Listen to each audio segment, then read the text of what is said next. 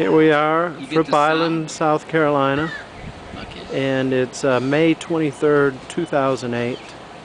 And sir, what is your name? Well, it's about an hour before drinking time.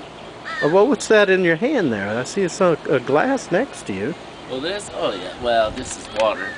This kind of hydrates me after all. Okay, you got a story to tell. Who are you going to tell this? This is dedicated to who? This is for the birthday boy. Giuseppe? Yeah, Giuseppe. Okay, tell us your story. Well, this goes back to Illinois. This is the old Yankee country. And it seems as though this young man was in high school and his lifelong dream was to become an Illinois state trooper. Now, the thing about a state trooper is they knew how to dress. They had one of them big round hats that they put on with the brim, and then they had the boots, leather boots. Everything was pressed. The shirts were pressed. They wore the good gabardine, the wool gabardine, and they were absolutely sharp. So he dreamed about being a state trooper all his life. And so he did well in high school, and then he went on to college and he studied police science because he wanted to be the very best there was. And he just couldn't wait until he got that uniform on because that would distinguish him as a member of the elite squad. That'd be the Illinois State Troopers, see? So after completing his studies, he applied, of course, to become a state trooper.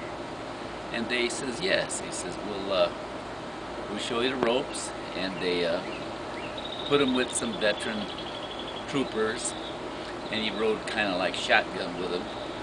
And they fill out some accident reports and so on. And lo and behold, the day finally came to where he was to go out on his own with his own squad. So of course he's got this big hat on, you know. It kind of reminded me of the mounted police of Canada, but they were sharp. I mean, he had them shiny boots, and so he's driving along, and this is his first day on the job alone, and he's looking around, you know. All of a sudden, he comes to like a little clearing on the side of the road there, and he sees a car upside down. He's, oh goodness sakes! So he puts his hat on, pulls the car in there, of course, and he takes out his clipboard and he starts to survey the situation there. And the car is upside down, and it looks like a man there. It looks like it could be a woman, probably a wife, and there was 2 children that were there, and they were all knocked out. They were laying on the ground. And he's got this clipboard in his hand, and he really doesn't know where to start. So he looks up, and sitting on the top of this car is a monkey. So he looks up at the monkey, and he figures, well, maybe the monkey saw this. So he looks at the monkey, and he says, monkey, do you understand me? The monkey had his arms folded, and he went, oh, you understand? Good. He says, can you tell me about the accident? So he makes a note on his clipboard there, and he says, now at the time of the accident, he says, what was the father doing? He was drinking? He says, what was the mama doing? Mama was yelling at the father. So he's really impressed, and he writes this all down. He said, what were the kids doing?